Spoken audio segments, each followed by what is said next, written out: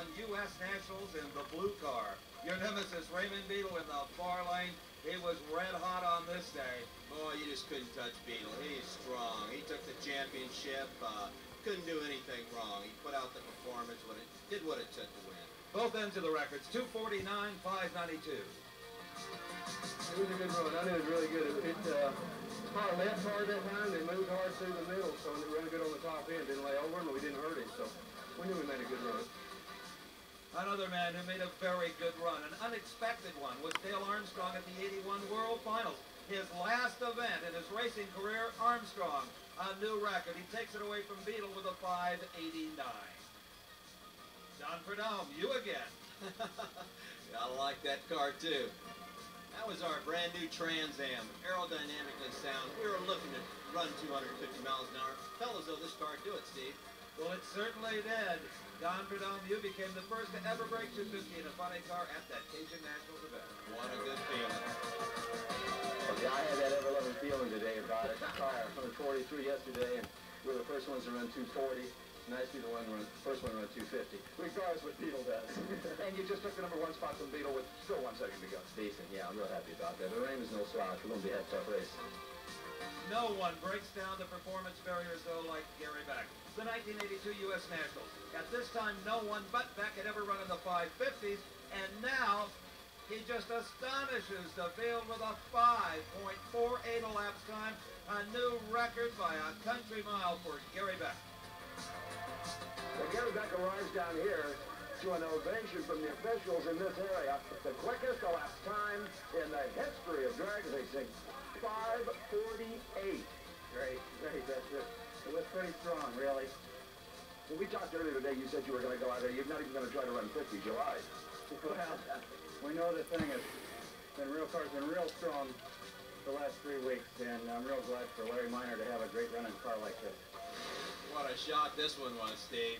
It set me back in the seat, and I knew I was on one. A 563, the mark stands today.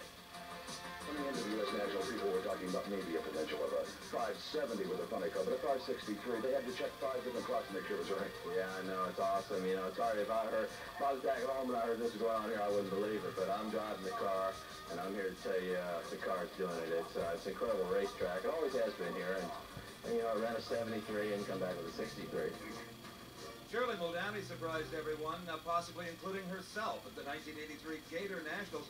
While really working on her elapsed time, trying to whittle it down, Shirley came up with a whopping speed. Just a byproduct, I would think, of those efforts, Don Prudhomme. 257 miles an hour for the pink car and the lady. Oh, yes, we waited for this one. Really happy. Shook a little bit, and it's a clean motor. Don, you notice how one face keeps reoccurring along with your own, of course. Here in Top Fuel, it's Gary Beck. Yeah, this is another one of those thrillers. You got Beck and Thorpe. Let me tell you, Thorpe's not easy to get by when Beck's on. But Beck's on a roll. This is the 1983 Gator Nationals, and the times are really special here. The quickest side-by-side race ever, Beck at 5:49, Richard Thorpe at a 5:63. This is turning out to be a heck of an afternoon for the Larry Minor Gary Beck team. That is the new national record, 5:49. It was terrific. Well, we're real happy. I'll tell you, the cars are running just great. Larry's doing a terrific job of driving, and we tried a few things at Pomona, you know, with some experiments, and we went back and we just made them exactly the same as best we could, and they're running just fine. How about this one, Steve? 83 U.S. Nationals. We've got Mark Oswald in the Candies and Hughes car against Kenny Bernstein. Well, Kenny Bernstein enjoyed the most successful weekend ever for a funny car racer, but Mark Oswald in that multi-hued blue car had his moment in the spotlight too, Don. He sure did. The reaction time here is going to play an important part in this race. Bernstein's off first. Bernstein all the way. But look at that speed. 257 miles an hour on a losing effort, the fastest ever. But wait a minute. Kenny Bernstein came back and took the mark officially at 256 miles an hour. Remember I said earlier, you have to back up these records within 1%. So Kenny Bernstein needs 1% of 256 or closer, and on this particular run, he defeats Raymond Beadle in the Blue Max and runs 254 miles an hour, right in National Dragster. The record holder, Kenny Bernstein, at 256. I I think, Don, of all the performances over the last couple of years, it surprised me the most, it was this one. Who is Rocky Epperly, and what is he doing here setting records at the 83 World Finals? A team, a car, new on the scene, owned by an air racer of all things, but it's Rocky Epperly who takes away Shirley Muldowney's record at 257 miles an hour. Ladies and gentlemen, may I introduce the fastest drag racer of all time, Rocky Epperly. Another 257, you know. Can't believe it. Things got some power. 1975, Don, through 1978, the other funny car racers were really racing for second place. Especially 76, you won, what, 7 out of 8 races. Can you reveal to us now the secret? It was really a matter of the fuel system in those days. Instead of just buying off the shelf like everybody else did, we worked hard at it, did a lot of fuel work, flow work, and put us ahead of the pack. You used to say to me, they're going to catch up. I'm surprised it's taking them so long. Yeah, I was very surprised at it, and now we're working on a new system to get us back there again. Well, now Gary Beck and Top Fuel has them scratching their heads, as you once did. Again, fuel system? Again, fuel system. Yeah, it's an important part of the sport. Beck was the first one to go with this two-stage system and put him way ahead of the field. And now we're catching up with him, too, but once again, he's the first one to start it, so he's going to hold on to that edge for a while.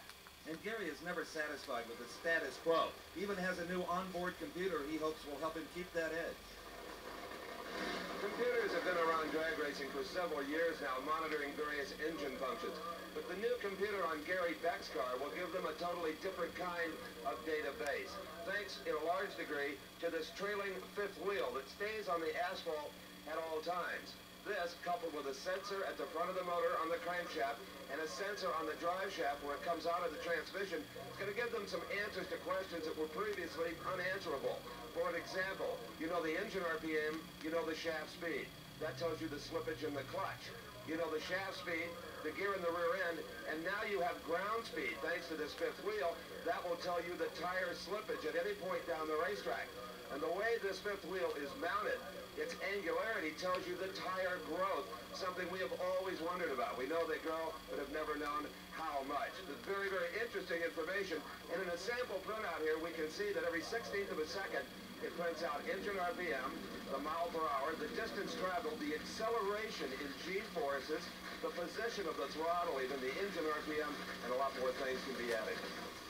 Well, while Gary Beck was developing his fuel system, Don, and working with his computer, this man, Joe Amato, had a different approach. Yeah, Joe decided to stick the wing up in the nice, fresh, clean air. They raised the wing on the car and really caught everybody by surprise. It was really a simple but most logical thing to do. And boy, did it get our attention. The first time down the racetrack, it went 259 with the new wing. Joe Amato's latest speed secret is really not very difficult to find. It's the most radical, tallest wing yet installed on a Top Fuel dragster. Why is it so high? Well, Joe says it's to get it into clean air. That if it's down in the conventional location, there's an awful lot of turbulence from the exhaust headers, and there's not clean air as you'll find up here. Also, by laying the wing back at such a radical angle, if you remember your high school physics, it works as a lever. So you're not just using the airflow to push down, you're also levering more weight for traction onto the rear axle. And also by getting it to clean air and with this lever effect, you can run a much smaller wing. In fact, this wing is really a duplicate of the 1984 Indianapolis 500 wings, very aeronautically designed. In fact, Joe says you could flip it upside down and it would work almost as well. This is Indianapolis technology coming to drag racing. Well, the chatter in the pits and in the stands for 4 days. Will Amato run 260? Will he be the first? And the answer was yes. Against Gary Ormsby in this semifinal round, Don, he pulled it off. He sure did. This was a shot that was heard around the world, believe me. We were all in a state of shock when that first 260 mile an hour came up on the board. Well, he's got a good long racetrack on which to do it. Joe Amato probably was going 270 by the time he shut it off, but that was history. That really was the first 260 mile an hour run by any wheel-driven race car. The wing got instant results. You know, it's nice to say I can go through 60, but you can't let that get you because we have to, win the race and try and tune the car for track conditions. So we've been just kind of sneaking up on it. He made a little fine tune that time, and he said, if we're going to do it, this is going to be the run. And apparently he knew what he was talking about because there it was. Apparently he did, Joe. Joe Amato went on to win the Gator Nationals that day, running even faster at 262 miles an hour. And Don, then the talk started. When will a funny car run 260? And this man, Kitty Bernstein, given the best chance at the time, thanks to wind tunnel testing recently performed in the Ford Lockheed Wind Tunnel in Marietta, Georgia. It sure did, and that caught all of us by surprise. We didn't know that Bernstein was down in a wind tunnel, and learning the things he was with a funny car. It was long needed in the sport to put one of our cars, our fast machines with a fiberglass body, in a wind tunnel, and fortunately for Kenny, Ford Motor Company gave him the provisions to do that. And the results were instantaneous. The wind tunnel told the Budweiser King crew to put that lip around the front of the spoiler there, Don, to clean up the air, to streamline the fender wells, to close off the side windows, completely encase that car in plexiglass. No open windows whatsoever on the machine. John Collins was in the opposite lane, and little did he know at this time that he was going to be on the losing end of history, because the wind tunnel developed Ford Temple body on Kenny Bernstein's Budweiser King. Well, let's watch and see it unfold. In the middle of the racetrack, the car is awesome. It's very impressive. The car stuck well, and it was equally impressive is that there was no smoke out of the car. The car was clean and dry, which is an impressive run. 260 miles an hour. Kenny Bernstein did it just 1 hour after Joe Amato in top fuel. 260? It sounds like science fiction. It's getting that way, isn't it? I'm telling you, I don't know where it's going to stop. It's just going to get better. Let's hope the winning doesn't stop for the Budweiser King and Kenny Bernstein. Here comes a crew that is second to none right now in funny car racing. Still cannot believe what they saw on the scoreboard. 260 miles an hour. Don, with all of the tremendous performance we've seen, Gary Beck's 530s, your own 560s with a funny car, Joe Amato, Kenny Bernstein breaking that magic 260 mile an hour barrier. But it seems, even though you try to do everything right, that sometimes the best equipment money can buy is stretched to the breaking point.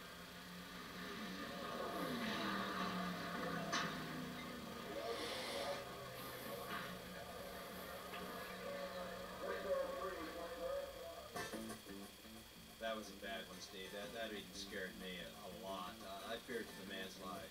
This is Mike Dunn, qualifying for the 83 World Finals at Orange County Raceway. Straight, strong, no sign of any problem. Then suddenly, the car from this angle literally vaporizes. And Roland Leong runs a safe operation. He runs the engine always safe in the car, but things can happen even to Roland. In this case, the crankshaft broke in 2 pieces, and with such force that it just shattered the body into 1,000 pieces. Had the parachute not deployed here accidentally, Don, he would have been in bigger trouble. Yeah, you're right, Steve. The parachute played an important part. Helped slow the car down a little bit. As you can see, it's dragging behind the car. But once again, that big Goodyear tire helped take the blow on the guardrail there. Of course, you see the engine sitting up top of the fuel tank, but it's bouncing on those big Goodyear tires with the inner liners in them, and they can take quite a blow. Well, Mike Dunn actually encountered about 3 fires here. The engine upside down in the car, and suddenly, with the steel fuel lines, the engine exiting levers the car over and over and over. Boy, that's one of the worst ones I've ever seen, perhaps the worst one in the sport. And here's why they make the drivers pad the roll cages in this car. Watch his helmet taking blow after blow as it settles down. Mike Dunn right now has no idea where he is, but the good news, the almost impossible news, he was A-OK, checked out at the hospital and back at the track. I just got a sprained left index finger and my knee's a little sore, but other than that, I'm fine. You had no warning at all. No, the car was running really well. We had changed, actually we changed the piston. We went to higher compression. We were just trying things, and it left real lazy, and then half track I really started to make a charge, so I thought I'd run her down there and see what it'd run. And I laid down just for an instant and then blew up. I didn't really have time to react, and immediately put oil on my visor, and I couldn't see, and I just reacted to the way the car went. You appeared to be trying to drive it until it rolled. Well, actually, what had happened is I was worried about getting in this Al Segrini's lane, the person we were racing, and that was my main concern first. And so, being that I couldn't see, I was just reacting. I was actually probably overcorrecting for the way the car moved, just so that I didn't want to get into his lane. And evidently, what happened is the motor went over on top of the fuel tank, and then went off the side of the tire, and that's what rolled me. I thought I went off the side of the track and hit something. That's what rolled me, because it wasn't really that far out of control at that time. And on the first roll, the roll bar hit as hard as it possibly could have. Oh yeah, it definitely hit hard. Luckily, nobody home up there, so it didn't hurt me up there any. Says an awful lot to the men that make the rules. Oh yeah, definitely. I'm living proof how safe these things are. Well, there's no reward for heroics in this sport. If there were, Mike Dunn would get the Emmy in this edition of Decade of Thrills. 4 months before Orange County, this was Columbus, Ohio, the Spring Nationals. The throttle stuck wide open. The engine explodes on fire. The right rear slick blows, taking a huge chunk of the body. Mike Dunn right now is on one of the shortest racetracks in drag racing. He knows there's a double catch net at the end of the racetrack. He just hopes he can steer the car into it. No brakes, on fire, no parachute. Mike Dunn in big trouble. The first net strips the body off the car, gets the fire away from him. The second net collects that race car, estimated to be going a speed of about 150 miles an hour. The net slams back with Mike tightly strapped in the car. Well, that was a bad one, Steve. I was feared for Mike again. That could have been a real serious one. Well, Mike Dunn scrambling around for his belts. He's got him. The 5-point harness is unbuckled. And miraculously, this young man from Southern California is out of the car. An eerie scene, almost like man's first walk on the moon. I was down there. I talked to Mike Dunn. He was okay. Mike Dunn, you okay? Yeah, fine. One of the worst accidents I've ever seen at this end of the racetrack. Wasn't that bad. You looked it from there. I think when you see the tape, you'll believe it. The net definitely prevented what could have been an awful bad situation. Yeah, oh yeah, definitely. Throttle hung wide open and I reached for the fuel shot and blew up and backfired and everything else. Everything went wrong that could go wrong, really. Yeah. I was pulling as hard as I could to get that throttle back and something got hung up somewhere. We'll let you get up to your crew. They're concerned as we are. Mike Dunn, so brave, so modest, in so many ways so typical of the very special breed of men and women that make up NHRA Championship drag racing.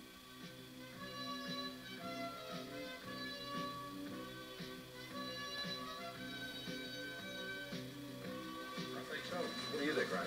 Who's going to win, Snake or Titan?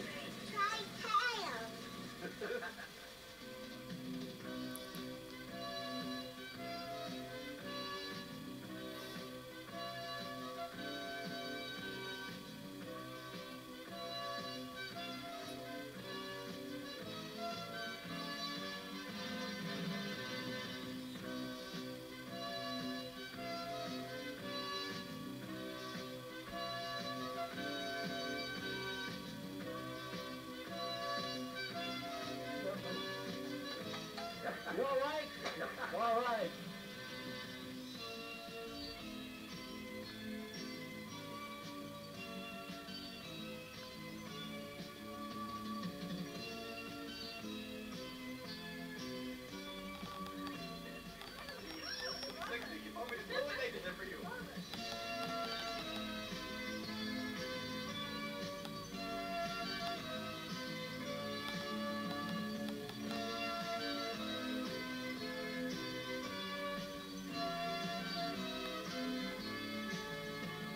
It was indeed a decade of thrills, the past 10 years of NHRA Championship drag racing.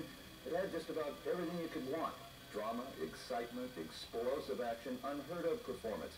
The veterans like Don Prudhomme are still out there doing what they do best, winning drag races. But there's some young lions that are starting to nip at their heels.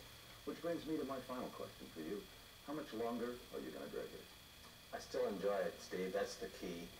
And it's still exciting to me. I think you're going to see the Snake out there for quite a while to come. And I'm going to be out there just as long as you at the end of that racetrack for Diamond Peak. It's been fun. Thank you a lot. For my friend Don Prudhomme, this is Steve Evans.